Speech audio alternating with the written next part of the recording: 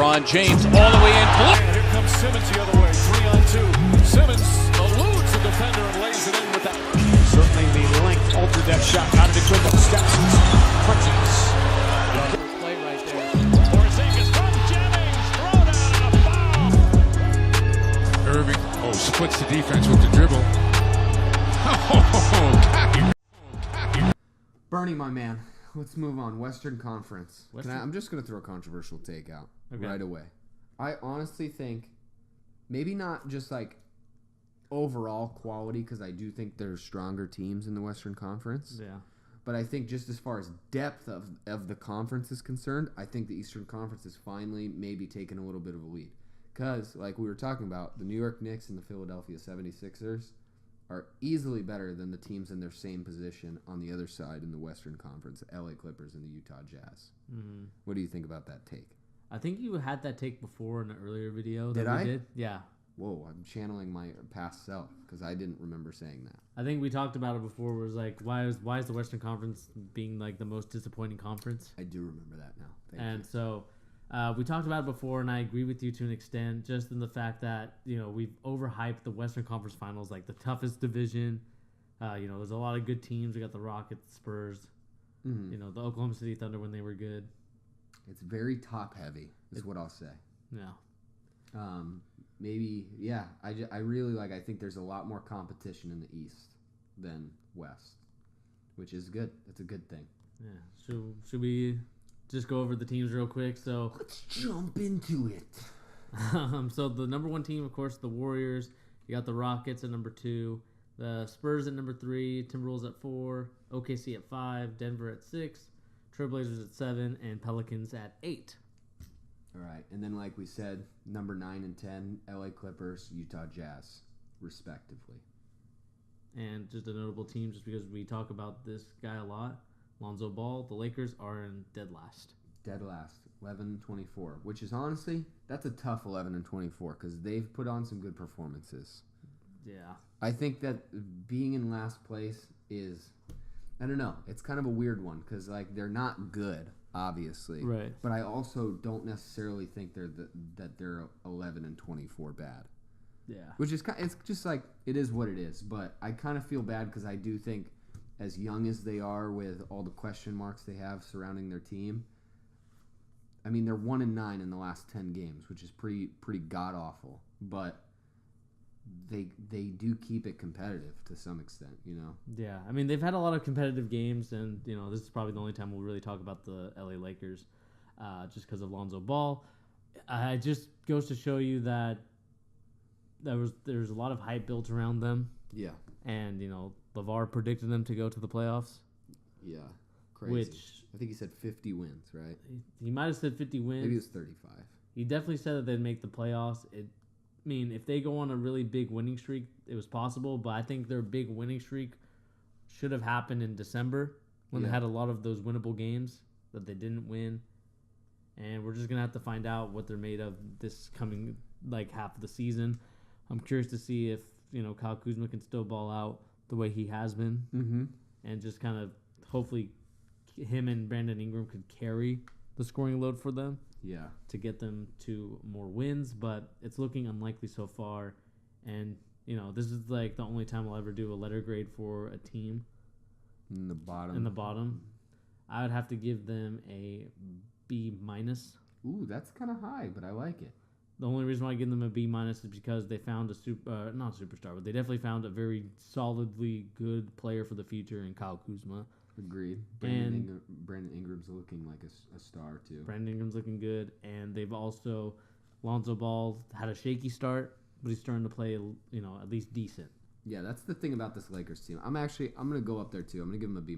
I think they have, goes to show that they've built a good core of pieces. Mm-hmm. And like you said, if they go on a crazy win streak, there is a chance because I really think the Western Conference is so top-heavy. I think some of those teams could fall out of the playoffs, and we'll get into that a little bit later.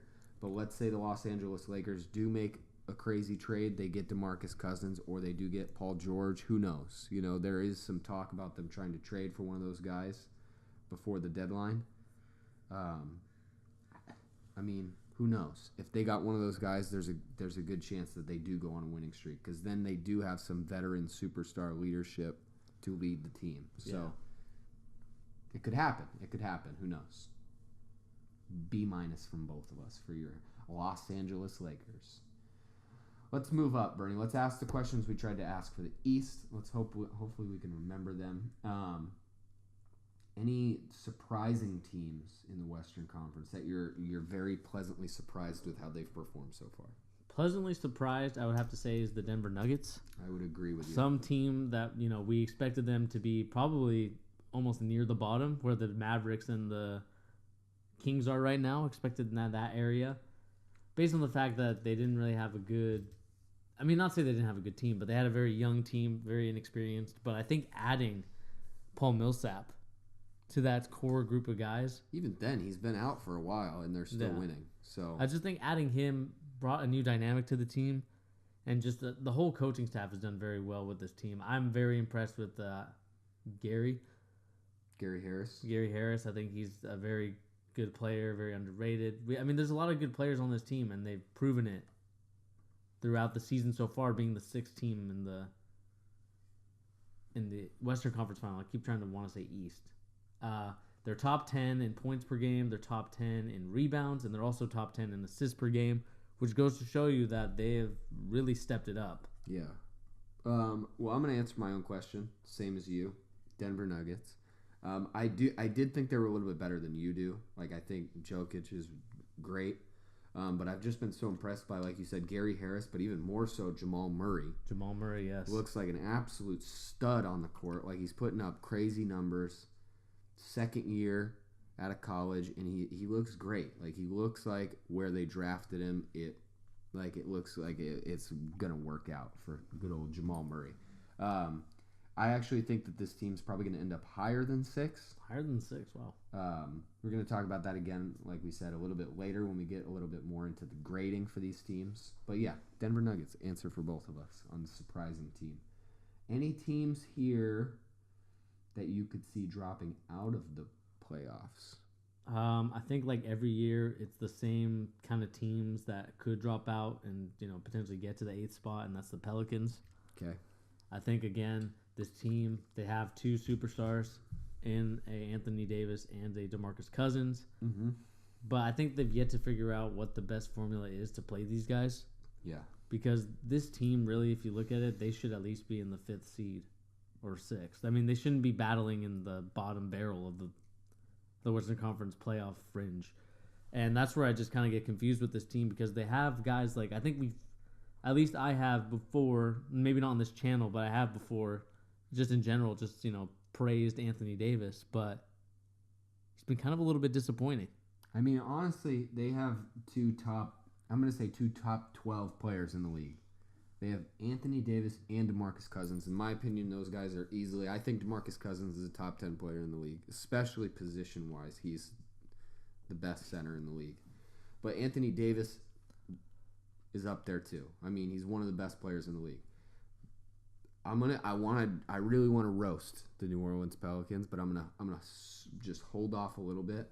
I agree with you. I think it is the New Orleans Pelicans. We're on the same boat for the Western Conference so far. I'm going to save my thoughts, the good old Pelicans, for a little bit later. Any team in the bottom you could see moving up? I think the Jazz have a good chance to. Quinn Snyder, of course, the great coach. Was the assistant under Popovich. Mm-hmm. So he has the Popovich system set up. Donovan Mitchell playing like the number 2 scorer on the team, number 1 at times, based on Rodney Hood, if he's injured, if he's not. They've been unlucky with some injuries with Rudy Gobert, knees and other stuff like that. I think he's going to be out a little bit longer. But that team, I think, could potentially move up if they play really well. The Clippers, I have no faith in. And other than that... Yeah, the Clippers, the fact that they're 16-9 is just shocking to me. Like, that's impressive. Really. Because I honestly thought once they lost Blake Griffin, they were, going to just lose every single game. More credit to Lou Will coming off the bench. But I'm actually going to go back to the surprising team talk. And I just mentioned the LA Clippers. But a team that I'm almost even more surprised by is the Phoenix Suns. Phoenix Suns, okay. After they went through the whole, the hair salon, Eric Bledsoe dilemma. I think it was. I think a lot of people thought they were probably the worst team in the league. They're very close to it. Very close to it. Yeah, I will agree with that. And the fact that they're 14-24 and they've actually seemingly improved since they've lost Bledsoe is genuinely impressive. And it just goes to show that they actually want to win, unlike some other teams in the league. Like, I feel like they really want to win games. Like, Devin Booker is a stud, like superstar in the making. And just like his ultra competitiveness shows every single game. Like they go out there to actually try and win every single game they play. Which, considering what they're working with, is like they're in the 11th spot. That's crazy. That's crazy. Yeah. I would have thought they'd be in last place. I definitely think they would have been where the Memphis Grizzlies are, based on the fact that there's turmoil. That franchise is very messy. As it usually is, and I don't know if the Suns are going to Suns it again by doing something stupid, maybe trading Devin Booker away, or doing something where they just get rid of the point guards that they draft, or draft another point guard or shooting guard. Yeah, because that's a Suns thing to do. Definitely is, and like take our thoughts with a grain of salt, because really they only are like 2-3 wins against up on the bottom teams in the league. But really, if you take into consideration what they're working with on their team, they should be worse than they are. So I'm pretty impressed with the Phoenix Suns. I like it. But let's move in. Let's start giving some grades to some of these teams. All right? We're going to start with the 10 again. You want to do that? Yeah, let's start with the 10. Start with Utah Jazz. How about the Jazz? What are you giving them, Bernie? I'm going to give them a B. That's all right. And the reason why I'm giving them a B is because the fact that they could have crumbled, they could have been the worst team in the league. The team is not badly built. Of course, Rudy Gobert is the superstar now of the team based on the fact that Gordon Hayward has left, making them have a void in the team of superstar level. Rodney Hood is playing okay. I wouldn't say he's playing anything beastly, but they found a gem in Donovan Mitchell. I think a lot of people definitely did not expect Donovan Mitchell to play as well as he is. He plays with so much passion, so much energy and emotion that it's like he feels like it's fun to play in this game. Yeah. It's not one of those things where it's like, I was drafted to Utah. It's Salt Lake City. It's boring. But he's ended up just kind of creating a new atmosphere and culture based on that. He's really involved with the University of Utah stuff. He's done a lot of stuff for them. And like you said, they're only 2 games out of the playoff spot right now. I think the Pelicans could falter, or even the Trailblazers, which I'll talk about later. I think Utah has a high chance of getting in there based on the fact that Quinn Snyder is also a Popovich coach, so he knows how to coach this team. And, B, I think I said B. I think I'm going to actually change it to B-. Okay. I think just thinking about it now and all the stuff that I talked about, they did well enough. Ricky Rubio isn't looking like a bad acquisition. Definitely not like a great one, but it's not looking bad because they invested so much into Dante Exum. Yeah. And he's not panned out at all. Because he's like very injury prone. So, yeah, I mean Utah B-. That's my take with them. All right, I'm gonna give them a B- as well. I know my reaction made it seem like I was gonna give them like an F. I was gonna say I got a little excited. All right, but I'm gonna give them a B-.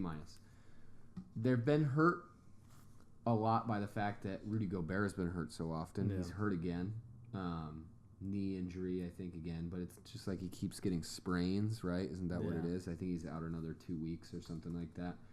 But like you said, they got an absolute gem out of Donovan Mitchell. He's going to be a star in the league. He's just like, he's so confident with the way he plays, and that's such a good sign for a rookie. And it's like the opposite effect of Lonzo Ball. Like, he came into the league just ready to do everything he could, and even on his nights where he does shoot terribly, the next night he comes back, does the same thing, and usually it's better the next night. It just happens. Ricky Rubio, new life to his game. Actually shoots the ball, and he shoots it pretty decently. It's definitely come back down a little bit since the beginning of the season, but he's still looking a little bit better. I like Rodney Hood. I think he's going to keep getting better. He's still really young in the league, so he's just going to keep improving. I like the Utah Jazz. Honestly, I think they have a good chance of actually making the playoffs, like you said. Much more so than the Clippers. But yeah, the Utah Jazz is, like you said, well-coached team too. Got a lot of good players on there. I'm just curious to see what they're going to do with Derek Favors. Yeah, it's in the final year. They haven't really offered him a contract extension. Yeah. Curious to see if they'll keep him or if they'll just get rid of him. But I do like some of their pieces. Like they have Joe Ingles. I like him. You know, fun to watch. I like Alec Burks. All right. They got Cephalosha. Not like he used to be, but still, you know, he's still a decent enough role player. Yeah. But yeah, this team is going to keep getting better. They got Rudy Gobert. Once he can actually stay on the court for more than a week straight, they're gonna start, you know, popping off some wins. Yeah, exactly. B-. Let's move on.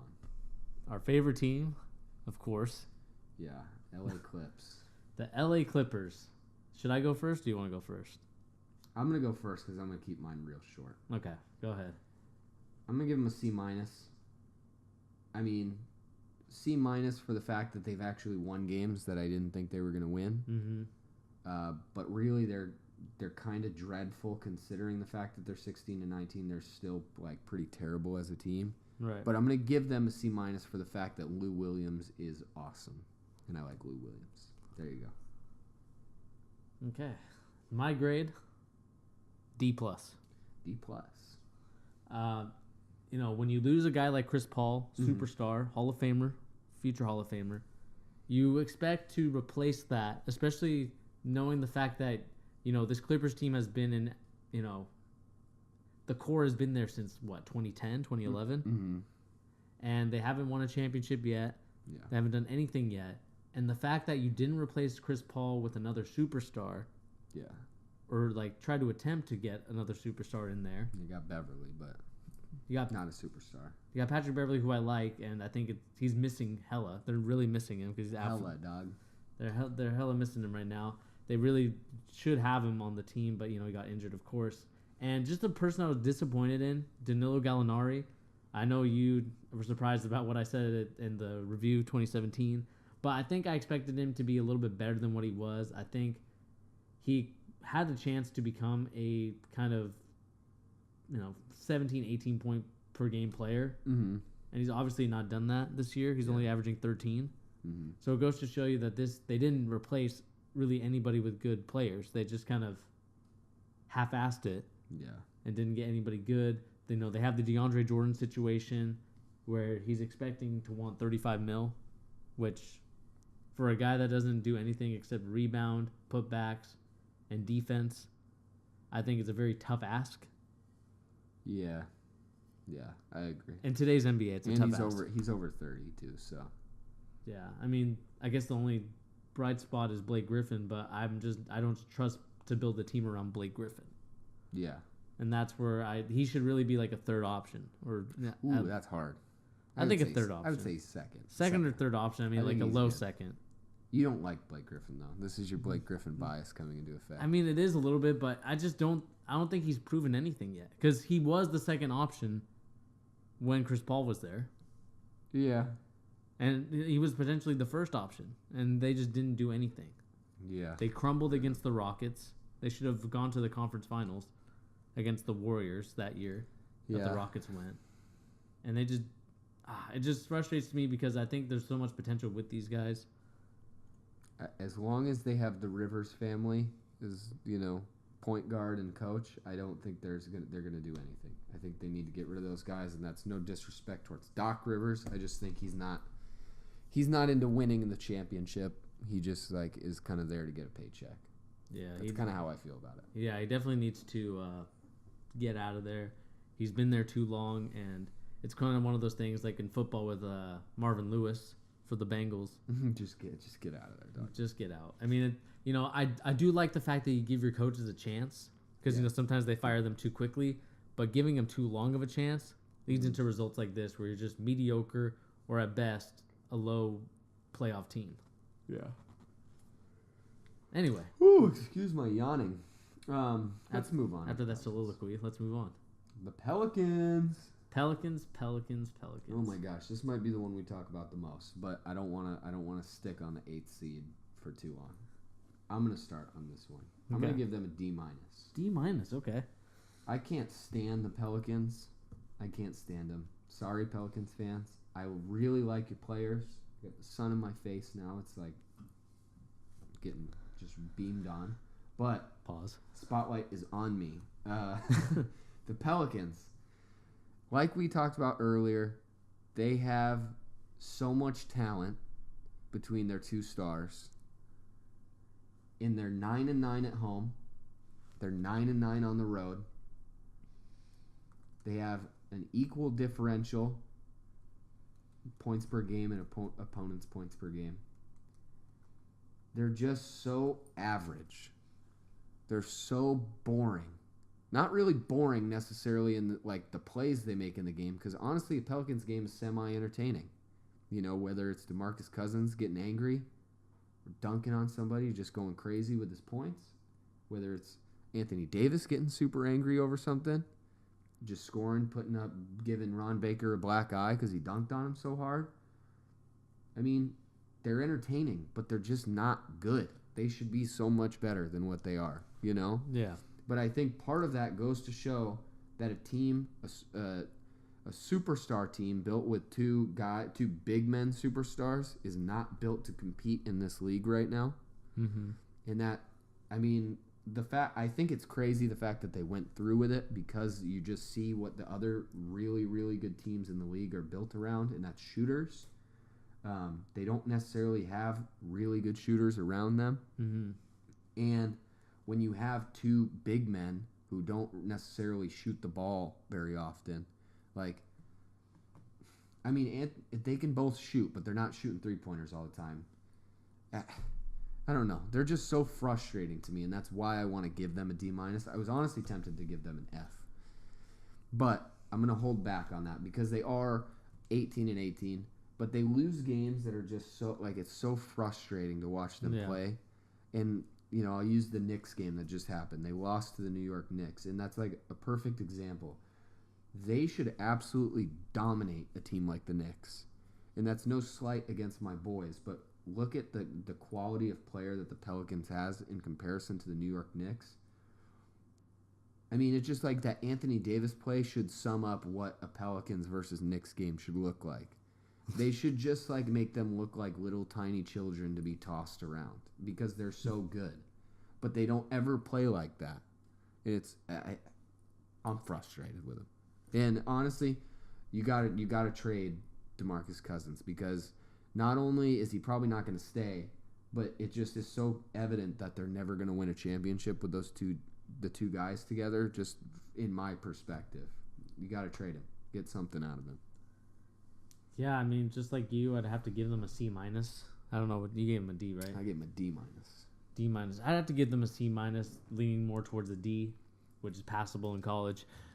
Just the fact that they have the third most points per game, they're second in assists per game, but yet they give up either the second most or the most points allowed, and they're only 17th in rebounding with two dudes that are 7 foot or 6'11" and taller on your team. Their team should be a lot better than what they are. Anthony Davis, I'm a little bit disappointed in.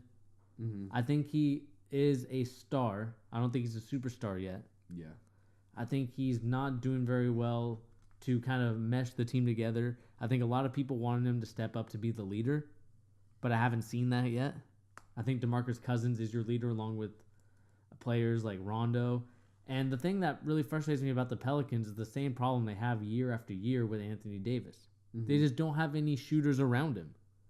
This is what's going to create your space, especially for your DeMarcus Cousins and your Anthony Davis. If you space out the floor well enough, you are able to create a team that should win and should be at least in the 5th or 6th spot every year. Mm-hmm. Just based on the team alone without adding anything to it. I agree. But they just don't do it. You know, Drew Holiday was kind of I won't say it was a bad contract to give him when he was 76ers, but it definitely wasn't good. Not great. There's no way they could have known necessarily, but I agree. I do think that's a bad contract. You have guys like Tony Allen, who is not a shooter. He's more of a defender, but he's a little bit older. You got, Omar Ashik, whose contract, I don't know how this guy got paid. I mean, it just sums up why the Pelicans are such a frustrating team. They're paying Ashik $10.5 million a year to play for this team. What does he bring to you guys? Like, what does he bring to the team? Yeah, they definitely need to get rid of him. There's been some bright spots with this team, like the Rajon Rondo 25 assist game, which is the most since like Jason Kidd in the 90s or the early 2000s, I believe.